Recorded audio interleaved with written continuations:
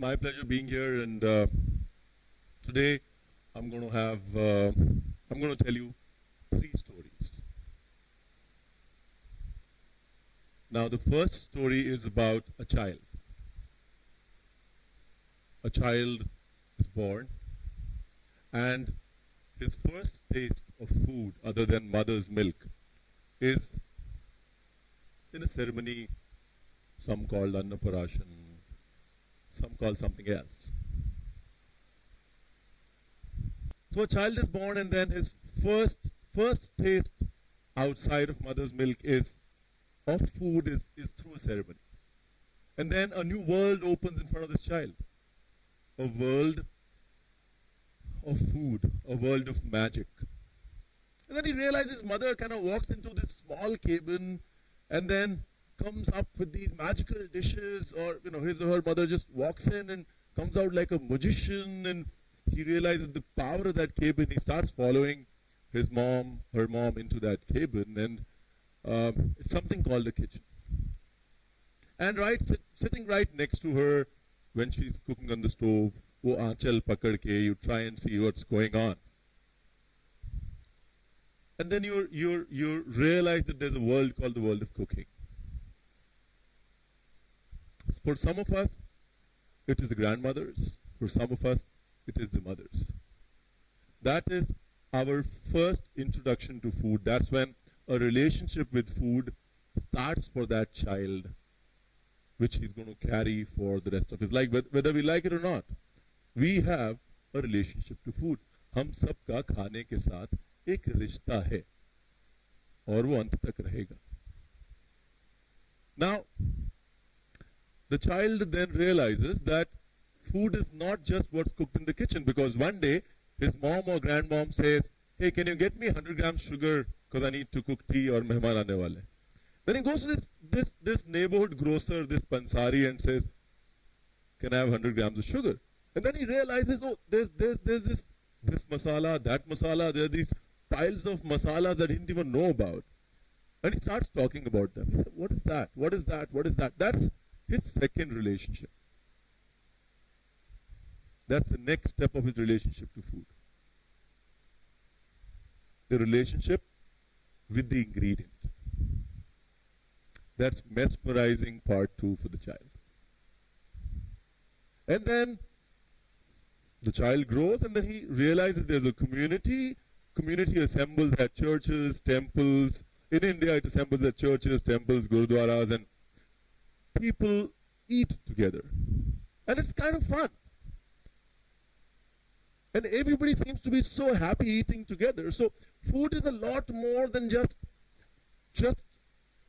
what mom has cooked, or just what the pansari spoke about. Then you realize that it is actually a lot more. And then the child grows up and he realizes beyond the community there's a city, beyond the city there's a country, and all of us take great pride in food, and it means different things to us. And yet, the memories that are stuck in that child's head are when he used to sit and scrape the kadhai off from that bachi hui roti. When he used to have that dal bhat sitting right next to the chula. By this time, the grandmother is probably no more, and the only memories that he remembers of his grandmother are the smell of the masalas from her sari. Is the smell of the food when she's worked, from her clothes when he was clinging to her, or she was clinging to her, the smell of food that used to come from her clothes. That still is a memory for the child forever. Let's park this story to the side. Let's pick up another story. Story number 2. Story of cooking. 125,000 years ago, as it is said, man discovered that he could control fire. He could do a lot more with fire. And that's when he discovered that anything that he would put on fire would be more palatable. That's probably when cooking in its primitive form originated. And after that, he put a medium in the middle. So there was the fire, there was the ingredient, and then there was a medium in the middle. Earlier it was some earthenware pots, stone, later it became metal. After that, nothing changed.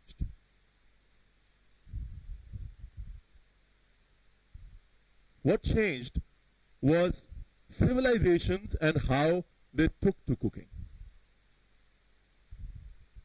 In India, a civilization took to cooking by saying this. In India, the civilization took to cooking by saying, eat what is good for you. Do not eat anything that does not mean anything for your body. And a science called Ayurveda was created. In different parts of the world, cooking had a different meaning. But cooking stayed. Cooking evolved. Now let's split the story into two. Let's see how cooking evolved in the West. Now cooking evolved in the West in royal kitchens at first. Whether the king was fighting or whether the king annexed another country or whether it was peaceful, food always used to travel with the king. And in these travels, food traveled across the world. Now in Europe, aristocracy started taking shape. Renaissance happened. And food got structure in terms of a commercial kitchen. The first restaurant, as we call it, opened in France mid-1750s, 1764 if I'm not mistaken. And the whole commercial kitchen space evolved in Europe. Now what had been happening in India till then? Actually a lot. Food had become an integral part of the society.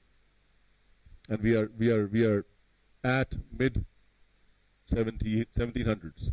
Food had become an integral part of the society. Food had become a part of every ritual. Food had become a part of every epic that was written. Food had become a part of every ceremony. And food had evolved. But the essence remained. From Ayurveda, we moved on to a Unani system of medicine which spoke about tasir, which spoke about effects of food on the body. But the essence of eating was nourishment. And food was patronized by the monarchy in India as well. Our kitchens were set up differently. In the Mughal, for example, in the Mughal era, the kitchens were set up with a subedar at the top, or a kabdar at the bottom, a khansama, and then a masalji. There was kitchen organization. Then something happened. The monarchy lost its charm, its glory, everything that they were respected for, and our food then lost its way. In Europe, something happened after 1750. Europe rose to fame after 1750. It literally, figuratively ruled the world in more ways than one after 1750. And as a country that was known for cooking, we somewhere lost our way because we had better things to deal with. As a country, we just got independent. We had things to figure out. Before independence, we were figuring out how to get independence. And suddenly we realized that probably the West knows more than us.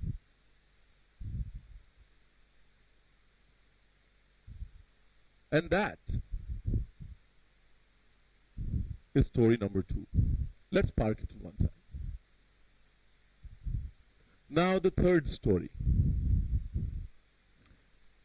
This is the story of a farmer. A farmer in a village, somewhere in Marathwada, somewhere in Maharashtra, whose neighbor just committed suicide last year.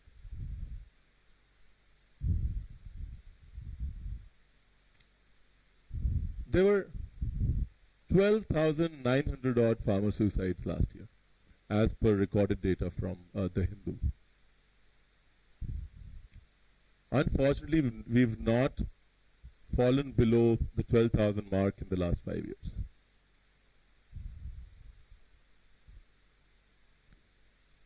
I am a farmer,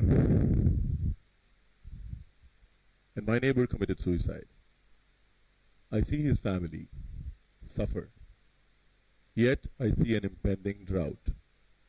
Yet I see debt. And I see my family. And I don't know what I'm going to do about it.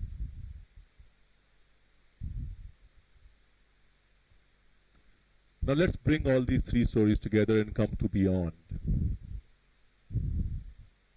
Aage kya? That child is all of us. You might have traveled the world. You might have eaten food from across the world. But what hits here, what stays here, is that khichdi, that chapati, that dal bhat. It's just that we need somebody to tell us that.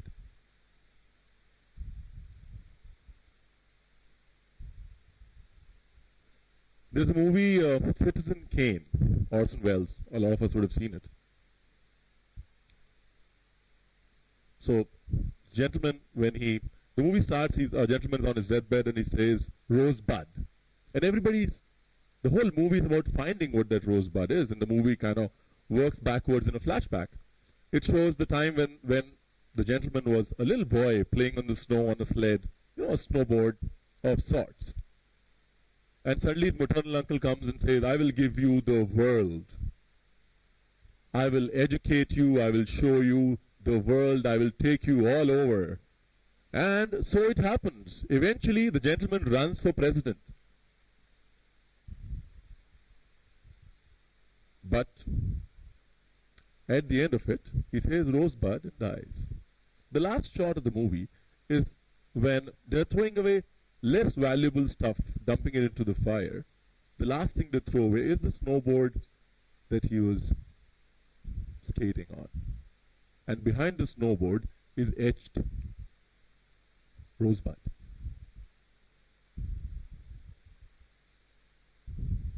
Indian food is our rosebud.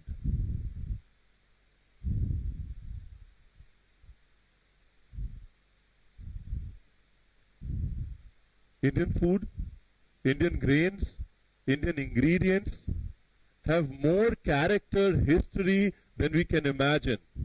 Just because we've lost track of it in the last 200 odd years means nothing. We are the oldest cuisine in the world.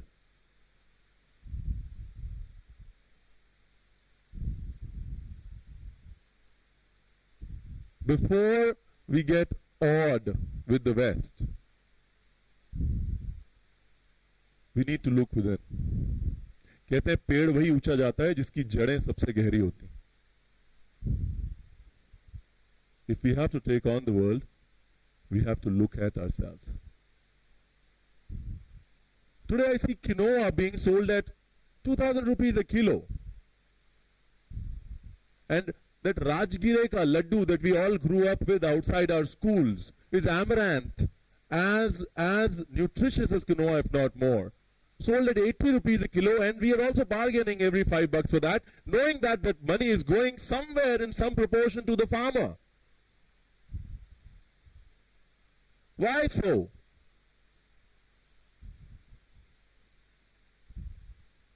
Why so? I'm not here propagating Make in India. I'm not here about the outside world. I am talking about the world within. I am talking about connecting to where we come from. I am talking about eating local because that is where our heart is. I'm talking about patronizing our farms. I'm talking about patronizing our grains. That is where our heart is. And good will follow. दिल से करेंगे तो अपने आप होगा. Good will follow. It will affect that farmer in story number 3.